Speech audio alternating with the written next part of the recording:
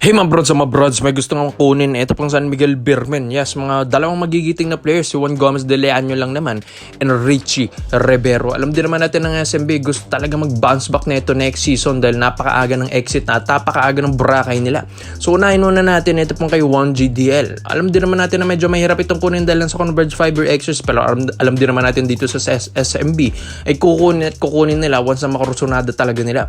Babatuhin nila at babanatan nila ng magandang offer yan. Itong Converge. Dahil alam nila, ito pong si Juan Gomez ay pwede na at pwede maging next star na ng San Miguel Beer. Alam din naman natin yung mga ibang point guards dito ay hindi na talaga kursunada ng SMB pagkatapos ng ginawa nila ngayong season, di ba mga brods, hindi man lang pinasaan ng maayos si Junmar Fardo.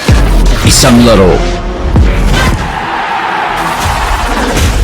isang tama, isang tsansa, isang sandali, maranasan itong lahat. Saktong-sakto, PBA Finals na tayo mga kabrod sa Barangay Nebra San Miguel versus TNT Tropang 5G. At dito naman sa NBA mga kabrods, New York Knicks versus San Antonio Spurs. NBA Finals na rin tayo dyan mga kabrods. Kaya suportahan na ang paborito mong kapunan sa kahit anong liga. Bet responsibly mga kabrods.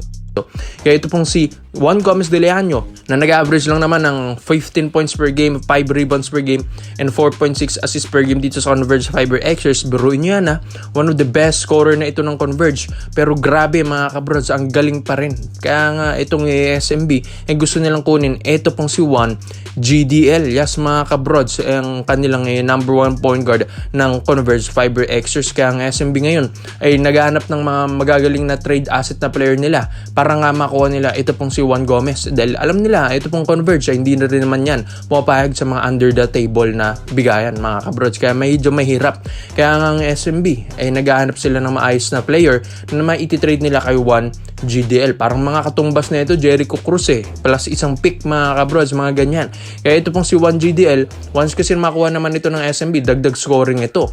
Dagdag persa sa scoring ito, lalong-lalo na't meron ng katuwang si CJ Perez pagdating sa scoring skills, mga broad scoring game. Kaya gustong-gusto ng SMB na makuha yan si Juan Gerardo Gomez de Leaño. Kaya alam natin na sa stats pa lang na pinakita ni 1GDL ay dito mo na makikita na talagang mas experienced na player ito from Japan and Euroleague mga kabrods. Kaya nadala niya yung experience dito. Kaya nga nagulat nga at ginulat niya lahat ng mga PBA teams kung gaano siya kagaling. Kaya nga napamanghang SMB.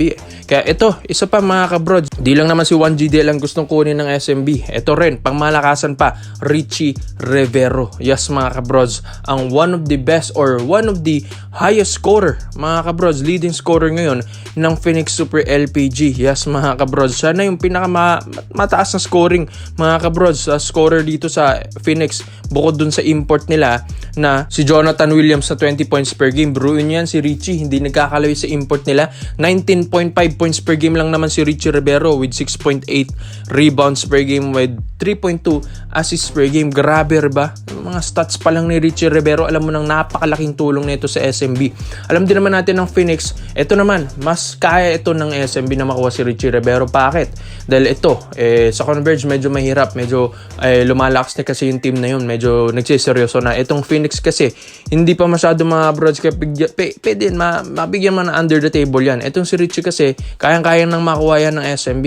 Paano ba naman kasi napaka-athletic na player, magaling na player, magaling na safety na point guard, magaling sa ball handling skills, Mr. Eurostep mga broads, and Mr. Scorer rin or scoring machine ng Phoenix Super LPG. Ito, mas mataas ang kanyang stats na 19 points or almost 20 points per game na rin yan kaysa kay Juan Gomez de Leaño. Kaya ito na ngayon ang focus ng SMB na makuha nila ito pong si Richie Rivero. Kaya gustong gusto ito ng SMB. Bata pa, malakas na, seryoso na sa laro, tapos ang ganda pa ng pinapakita every game sa Phoenix Super LPG. Kumbaga kahit itong Phoenix ay hindi man ganun kalakasan ng lineup, pero nadadala niya sa maayos na stage ang Phoenix Super LPG maski mga last season, 'di ba? Ang ganda ng mga pinapakita niya ni Richie Rivero. Todo improvement ang laruan talaga niyan. Kaya ikaw mga bro, sa tingin niyo ba Richie Rivero plus Juan Gomez de Leaño magandang additional na ba ito para sa San Miguel Beermen? Komento mo lang mo dito mga bro, at iisa-isa natin yan.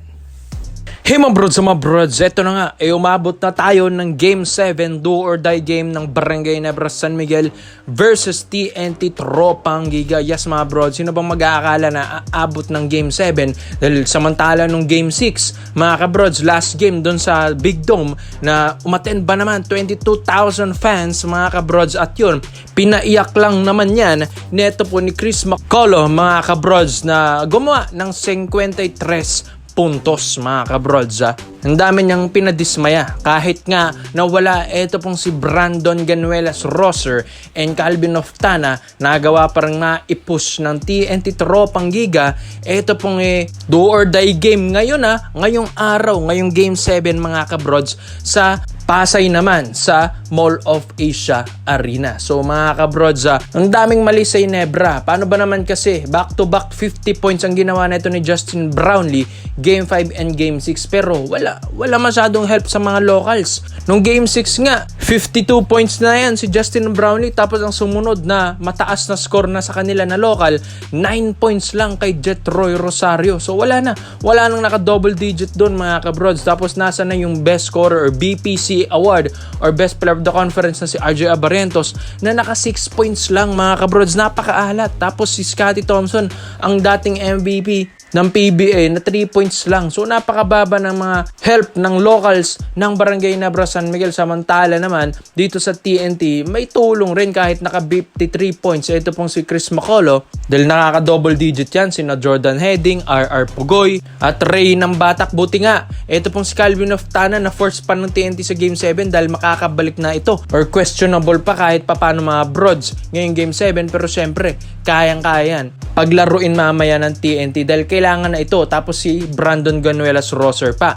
So mga kabrods, talagang madiinan na ito pong Game 7. Do or die na ito Win or go home na. Sino ba ang makakakuha ng kampyonato ngayong Commissioner's Cup 2026? And take note mga kabrods, ang umahawak ng corona na yan ng Commissioner's Cup na yan ay ang TNT. Kaya hindi rin papayag ang TNT na basta-basta tatalunin lang sila ng Barangay Nebras San Miguel. Dahil kung di man ako nagkakamali, 3 taon nang di nagcha-champion ng Ginebra, kaya grabe kagutom na.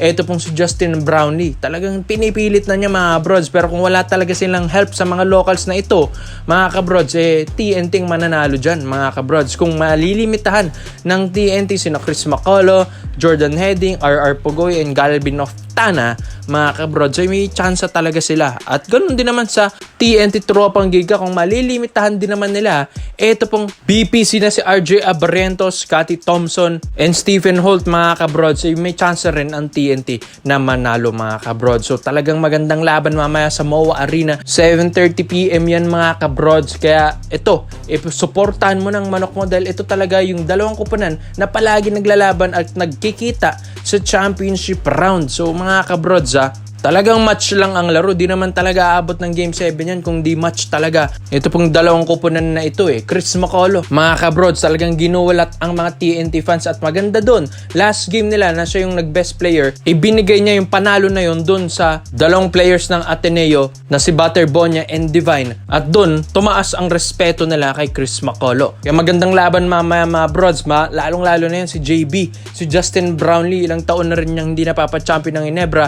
Kaya gutom na rin yan manalo. Kaya ikaw mga brods, sa tingin nyo ba, sino ba ang tatanghaling kampyonato or susunod sa championship na celebration ngayon ng New York Knicks sa NBA? Sa tingin nyo, sino ang susunod doon? Ginebra ba or TNT Tropang Giga? Sa tingin nyo, sino ang masayang magbuburakay at sino naman ang malungkot na magbabakasyon? Komento mo lang po dito mga brods at isa natin yan.